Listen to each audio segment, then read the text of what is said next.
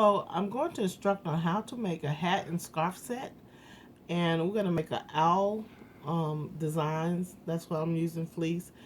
When you use fleece, it's usually 60 wide by whatever width you cut it. And so we're going to start out by cutting it. The selvages were on the end. I trimmed that off, and then it's 60 in this direction. So the width of your piece should be 24 inches. So let's put that up. That's 18.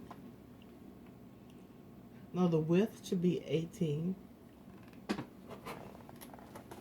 I mean the height. I'll show you once I get my piece. So the height should be, of your hat, should be 18 inches. And the width, the stretchy part, should be about 20 inches. But when you fold it, it's going to make it smaller. So we'll fold it. For a child, maybe a little smaller. So this is a little boy's owl hat. They have pink fabric too. I think it's so cute. So it stretches in this direction. You see the stretchiness of the cloth? So that's going to be your width. And that should be about 20 inches wide. So you're going to fold it in half. The height should be about 18 inches. And then you trim it back. Because you need enough for your fringe. And you need enough for the hat part. So I'm going to trim this off at 18 inches. Roughly. Doesn't have to be perfect, but it has to make it, it has to work. Okay, so I have a piece that's 18 inches in height and about 20 inches, about 20 inches wide. It's for a child, so it should be a little smaller. You have to judge. You can take a measuring tape and measure around the child's head and take that the diameter, cut in fold it in half, and then you have your hat size. What you're going to do is make a tube out of this piece of cloth. So you'll fold it with the right size touching, and then we're going to go to the sewing machine and sew about a 5/8 inch seam along this side, the open side. The other side is folded. Okay, go into the machine.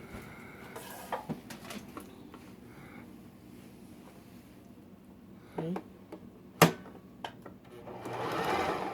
Oops, thread came out. I wonder why.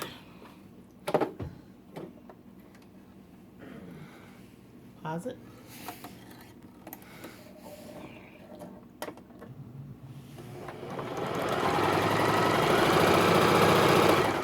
So I'm sewing about a 5/8 to 1/2, or about a 1/2 of an inch seam line along my edge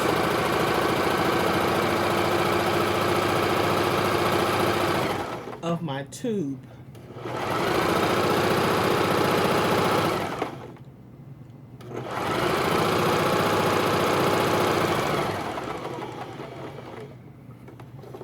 Okay, trim my thread. You don't have to back stitch because it's going to be caught up in the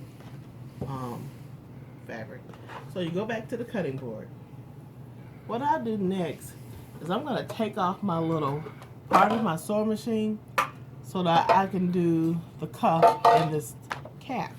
So the owls are facing in both directions, so I'm going to take one end of this and roll it up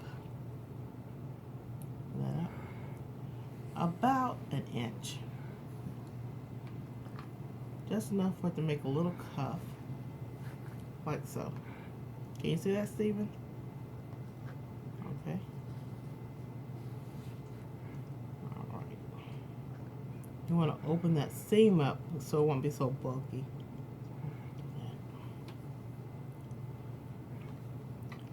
Okay, even that up. Then I'm going back to the sewing machine. Lift up my needle. And then you're going to sew a zigzag stitch Put it on, put your zigzag stitch around that cuff at the top. Okay. So here we go. Okay.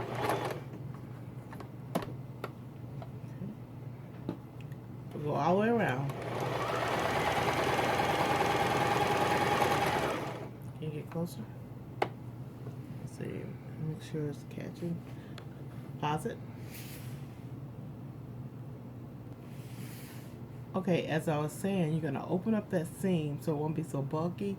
And you're going to make a zigzag stitch going all the way around, starting at the seam. Because the one seam is going to be in the back of the hat.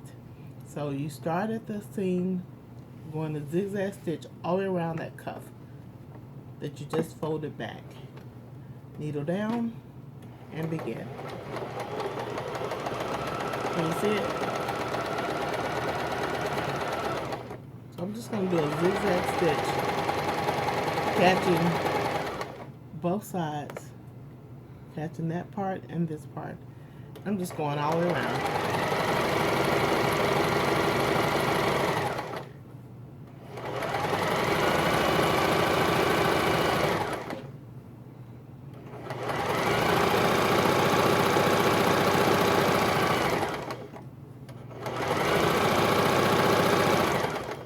Done.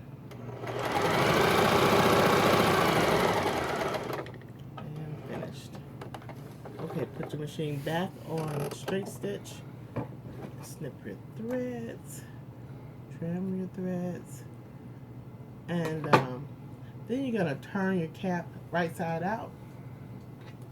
Come over here, stay over here. Okay. Remember to trim your threads, both sides of the cap.